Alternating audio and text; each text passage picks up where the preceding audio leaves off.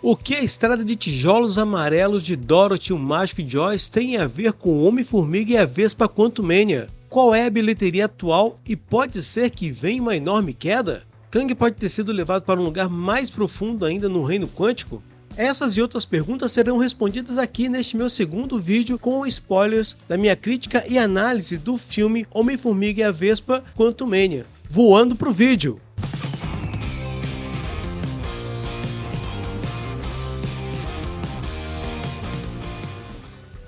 Olá, meus queridos nerds, nerdolas e geeks, aqui é o Grifo e essa é a segunda parte do meu vídeo de análise e crítica com spoilers do filme Homem-Formiga e a Vespa Quantumania. Se você ainda não viu a parte 1, deixei o card aqui em cima para facilitar para você, hein, cara. Agora, isso é muito importante, para você não esquecer, já deixa logo o like e acione a sua inscrição e notificação, que apoie da maneira que você puder o canal do Grifo. E agora, chegando para o arco final do filme, o Hank Pym revela que aquela estranha interferência que ele estava ouvindo era uma das suas formigas. Aquelas mesmas que foram as últimas a caírem no mundo quântico e que convenientemente evoluíram 1000 anos. Pera aí, pensa comigo, ou a gente está falando de formigas de 1000 anos, ou a gente estaria falando das descendentes daquelas formigas. E elas, de maneira muito organizada, vêm ajudar os heróis. Além de ser corno ou não ser, ele ainda faz um elogio ao comunismo, caras. Pode isso. Mas é muito curioso que também recentemente na série The Last of Us, nós também vimos uma exaltação ao comunismo. Ou seja, somente uma realidade onde pessoas são reduzidas a níveis subatômicos, ou em uma realidade onde fungos transformam pessoas em zumbis, o comunismo iria funcionar. Afinal de contas, é tudo ficção, né? Grifo, você esqueceu da parte do MODOK e da Cassie. Não esqueci não. É porque essa parte realmente ela precisa de um momento especial,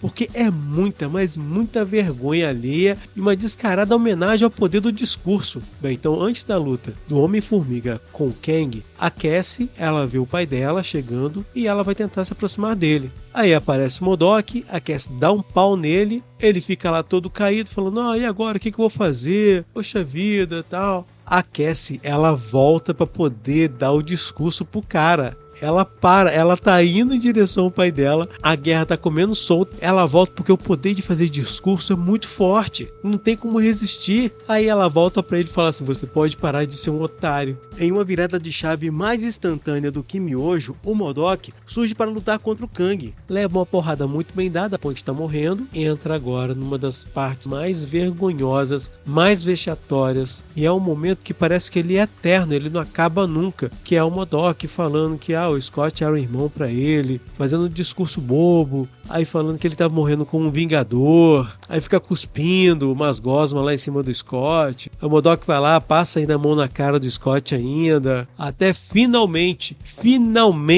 morrer essa aberração em CGI, essa coisa horrorosa, essa coisa vergonhosa que a gente vê a Marvel apresentar pra gente. Era melhor ter atrasado o filme mais uns 2 meses e melhorado esse CGI do MODOK. Ninguém tava com pressa pra ver esse filme mesmo. Passamos pro confronto final do Kang versus Homem-Formiga. E acreditem, o Homem-Formiga muitas vezes dá um pau no Kang, cara. Como esse vilão ficou nerfado, cara, sério mesmo. Em nenhum momento do filme, Kang passa a imagem de ser um vilão digno de atenção. Com muita falácia de Kang, o Conquistador, o filme cai no erro de falar e não mostrar. Um bom exemplo disso é que enquanto o Homem-Formiga estava preso, o Kang poderia ter algum tipo de tecnologia que registrasse imagens dos ataques anteriores dele, enfrentando e matando as outras versões de Vingadores, inclusive outras versões de Homens-Formigas. Galera, imagine a cara do Homem-Formiga ao ver isso. E imagine a cara do público, poxa, seria uma boa ideia. Como este Kang, que já foi em outras realidades, em outras linhas de tempo, destruiu tudo, chegou no reino quântico, conquistou tudo, agora está sofrendo para poder ganhar do Homem-Formiga. Como assim esse cara tão poderoso e ameaçador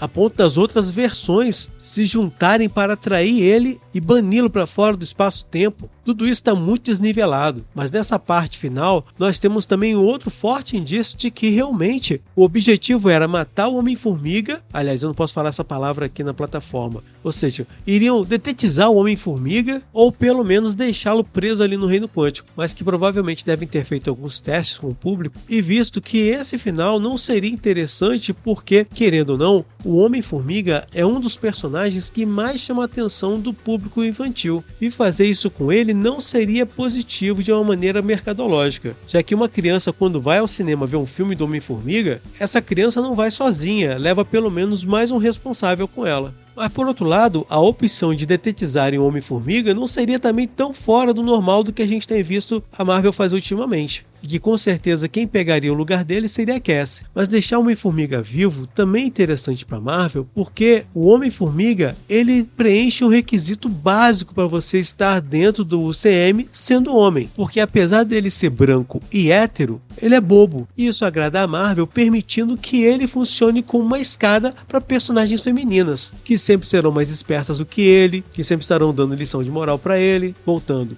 Kang diz que o Homem-Formiga não vai vencer. No entanto, o herói responde que não precisa, basta que os dois percam, sendo que nesse momento a saída para o mundo quântico já tinha sido aberta, as outras pessoas já tinham passado por ele, levando a gente a chegar ao final que eu já tinha falado antes. Mas milagrosamente aparece a Vespa, chega para dar uns piu-piu-piu no vilão. Enquanto isso, o Homem-Formiga coloca umas partículas PIN na máquina que abre o portal e chegamos a uma das cenas de vitória dos heróis mais desestimulantes que eu já vi, com o Kang possivelmente indo parar em uma camada mais profunda e menor do Reino Quântico. Talvez da mesma forma que a gente vê acontecer no filme A Origem, onde nós temos um sonho dentro de outro sonho. Será que essa versão de Kang pode voltar? Depois disso, voltamos para o dia a dia do Scott Lang, com todas aquelas trivialidades, aquelas coisinhas normais mesmo, até o momento que ele começa a se questionar se ele fez certo e se a sua vitória sobre Kang não teria condenado a vida de todos. Mas como ele é o Scott Lang, ele tenta jogar tudo aquilo ali para debaixo do tapete. Cenas pós-créditos, nós temos 3 variações de Kangs, convocando todos os Kangs a ponto de encher uma grande arena. Bem, essa foi a primeira cena pós-crédito. Infelizmente, a segunda cena é só depois que acabar todos os créditos mesmo, geral. E aí vemos uma pequena plateia vestida com roupas do início do século XX, uma placa com o nome do artista, Victor Timely, e este cara também é uma variação do Kang. Em uma de suas frases da apresentação, ele diz que o tempo é tudo. A câmera se volta para a plateia e quem está lá no meio são o Loki e o Morbius, já identificando o Kang. E é isso, galera. O filme acaba com você de novo tendo a sensação de que este não era o Kang verdadeiro. Então, quem é então? Porque não era o Kang do Loki, não era este do filme. E eu só fico pensando naquele meme da bruxa do pica-pau. E lá vamos nós. Lá vamos nós e lá vamos nós. Bem, depois dessa bagaça toda, o que a gente pode constatar? Que pode ser que se houvesse um final mais dramático, exigiria um Homem-Formiga 4. E isso é algo que a Marvel com certeza não quer.